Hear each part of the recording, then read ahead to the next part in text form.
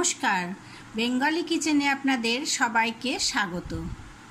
আজকে আমি আপনাদের সঙ্গে একটা অন্যরকম জিনিস শেয়ার করব, যেটা আমি করে এখানে দেখাবো আপনাদের।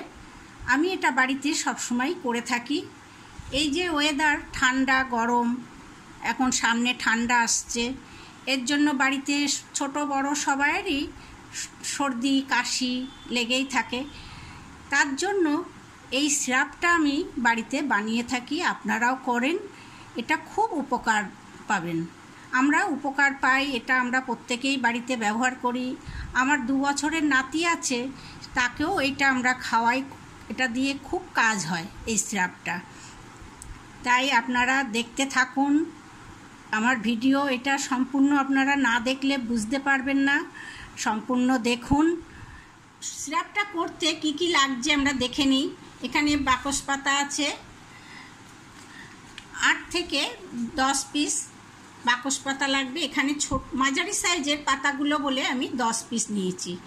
আর এখানে আছে 125 থেকে 30 গ্রাম তাল মিশ্রি। এখানে 8 থেকে 7-8 গ্রাম হচ্ছে কাবাব চিনি। ছোট এলাচ আছে 5 গ্রাম।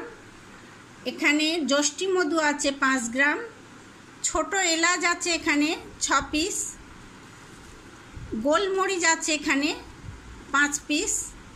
তুলসী পাতা, মাঝারি সাইজের তুলসী পাতা এখানে 8 পিস আছে। 2টো তেজপাতা আছে, আর একটু আছে আদা কুচি। এবারে এখানে আমি এই পরিমাণটা নিয়েছি 1 লিটার জলের জন্য। 1 লিটার জলের মধ্যে আমি এগুলো দিয়ে ফুটিয়ে 250 গ্রাম করব। এবারে এগুলো আমি ধুয়ে নিয়ে থেঁতো করে নেব, একটু ভালো করে থেঁতো করতে হবে। আমি এগুলো ধুয়ে নেব, কাবাব চিনি, লবঙ্গ, এগুলো আমি ধুয়ে নিচ্ছি। আর বাকিগুলো ধোয়া আছে, এগুলো ধুয়ে আমি থেঁতো করে নেব। এখানে হামনদিস্তায় আমি এরকম হামনদিস্তায় ফেলে থেঁতো করে নিতে হবে। আপনাদের হামনদিস্তা না থাকলে শিলনোড়াতে ফেলেও থেঁতো করে নিতে পারবেন।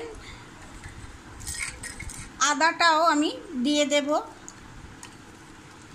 সব দিয়ে থেঁতো করে ভালো করে বেশ থেঁতো করে দিলে ভালো হবে।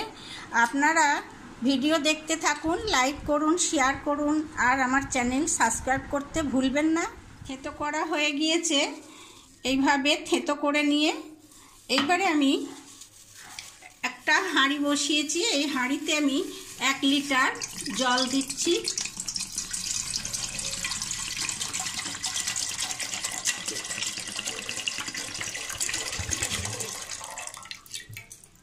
এক লিটার জল দিলাম, গ্যাসের জোর বাড়িয়ে দিয়েছি। এবারে আমি এগুলো সব দেব। এগুলো আরও বেশি থেঁতো করলে কোনো অসুবিধা নেই, আরও ভালো হবে।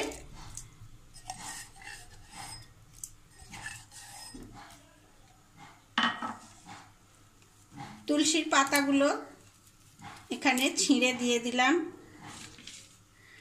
বাসক পাতাগুলো ছিঁড়ে দিয়ে দিচ্ছি।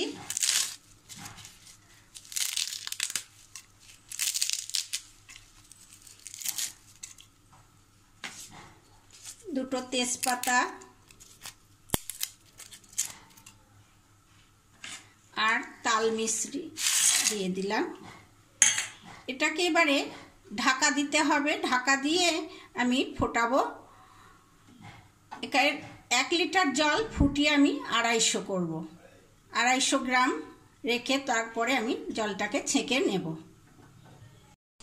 এখানে আমি সিলভারের হাঁড়িতে চাপিয়েছি এটা, কিন্তু এটা সবচেয়ে ভালো হয় যদি মাটির হাঁড়িতে করা যায়, তাহলে খুব ভালো হয়। কিন্তু আমার কাছে মাটির হাঁড়ি নেই, আমি সিলভারের হাঁড়িতে করছি। এখানে স্টিলের হাঁড়িতেও অসুবিধা নেই, স্টিলের পাত্রে। এখন আমি একটু ঢাকা দিয়ে রাখছি। এটা ফুটে উঠলে কিছুক্ষণের পরে আমি খুলব। ফুটে উঠলে ঢাকনাটা খুলে দেব। এটা ফুটছে, আমি এবারে ঢাকনাটা খুলে দিচ্ছি। এটা একটা খুব সুন্দর গন্ধ বেরিয়েছে। এটাকে মাঝে মাঝে একটু নেড়ে দিতে হবে। আর এটা একটু জোর কম আছে ফোটালে আরও ভালো হবে। ধৈর্য ধরে একটু টাইম বেশি নিয়ে কম আছে ফোটালে ভালো হবে। আমি গ্যাসের জোরটা এবারে কমিয়ে দিলাম, দিয়ে ঢাকা দিয়ে রাখছি। এটা একটু টাইম নিয়ে ফোটাতে হবে, ফোটালে খুব ভালো হবে। 40 মিনিট পরে আমি খুলে দেখছি এটা হাফ হয়ে গিয়েছে। এবার আমি আরও হাফ শুকিয়ে ফেলবো।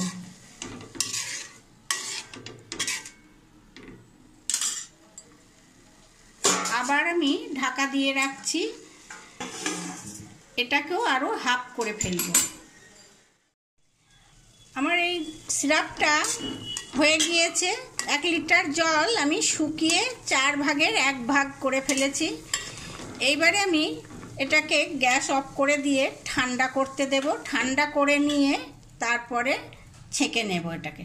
সিরাপটা ঠান্ডা হয়ে গিয়েছে। আমি এইভাবে এগুলো ছেঁকে ভালো করে হাত দিয়ে চেপে বের করে নিয়ে রসটা ফেলে দেব। এগুলো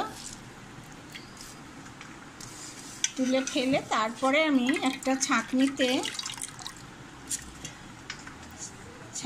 ফেলে ছেঁকে নেব।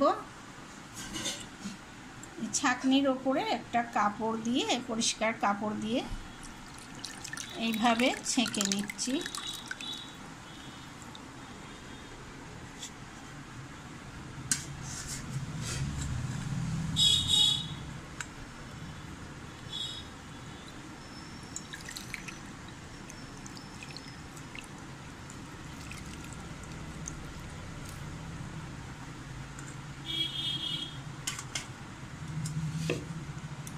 সিরাপ এবারে আমি একটা পরিষ্কার বোতলে তুলে রেখে দেব। সিরাপটা আমি বোতলে ঢেলেছি।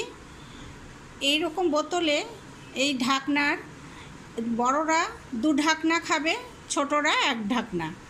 এটা সকালে খাওয়ার পরে, রাত্রিরে খাওয়ার পরে। এটা খাওয়ার পরে জল না খেলে খুব ভালো হয়। আর এই ওষুধটা, সিরাপটা আপনি ফ্রিজে রেখে দিয়ে খাবেন আপনারা, কিন্তু খুব বেশি দিন রাখবেন না। 15-20 দিনের বেশি রাখলে কাজটা কম হবে। বা এই ওষুধটা সিরাপটা খাওয়ার সময় একটু হানি দিয়ে খাবেন, ভালো হবে।